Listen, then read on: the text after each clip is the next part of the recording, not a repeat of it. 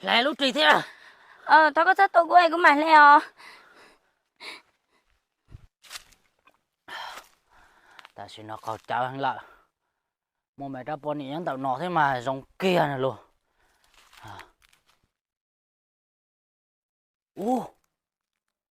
Tụi đã cho tôi nhận đại nè.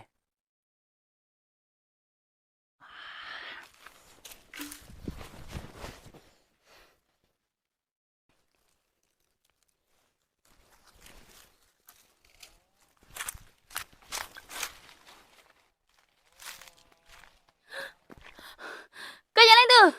Nè đại. Tụi mua. Ta xin nó cũng có cháu lại. Giờ có chỉ sát tụi. Cô hãy trả có chịu u linh tao. Có thể của tí chỉ tao muốn thấy mình. Bây giờ có hơi vô lấy có được của à? Có thể cú nhưng chỉ tao một tính mình. Ta xin nó cũng không trả lời. Cũng chào bọn này lúc xuống tiền lại. Cô hãy trả có chịu u linh. Thôi có chỉ sau lấy trả được của em. Có sao tao chỉ có mà mất được có. Cô chỉ sát tao chứ. Cô chủ sát bỏ có lúc chế mình chỉ thư. Thôi có tí lời. Chỉ ta thôi. Cả chị Lê. Giờ chị Lê có tuổi như nào? Thôi có sao tôi của em có mà lên lên à? Lê.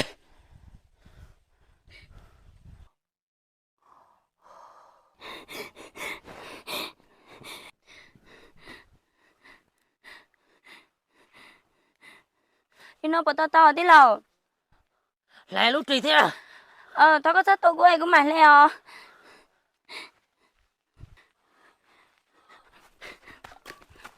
Nhân à, nhân có sao? Ôi chạy con lên nào đâu cũng nào. Nè đài. Giờ cô xưa. Chạy con vô xếp phê luôn nào. Nè đài. Giờ cô cầu cháu xưa. Nè con cháu là nếu có vô nhiều bao nhiêu lý có. Chắc là con cháu là bữa tư gì xứ xa. Nè đài. Cô thật gì coi, cô thâu là. Chị tao nè, lúc nào có đi nào đâu cũng là cô chỉ trong xe của cho con muốn trả rồi hai bác sĩ thì tao à. Nè đài. Tao có sâu liền nè đài. Chị tao nè, lúc nào cũng chủ cho tao có một số thì tao nè. Nè đài. Nè đài thó có. Chị tao thôi đi, bọn tao cũng thôi con nè, có tiêu tôi cũng bao chị, có chị lên nó cũng một sư. Thó nè đài, cô thó. Chị lên mù. Mù chú chú. Có tự nhiên chơi mù nào con nè, cũng chỉ có xếp phè phè nè. Chị lên mù. Nè đại ơi, thôi có tí tía liền, có sao cháu của một trâu lá, có cháu của trâu lá chị cũng chỉ muốn chơi mù anh anh là. Chị tao thôi đó chị, thảo cũng thôi là có tới chị cho cô, mù.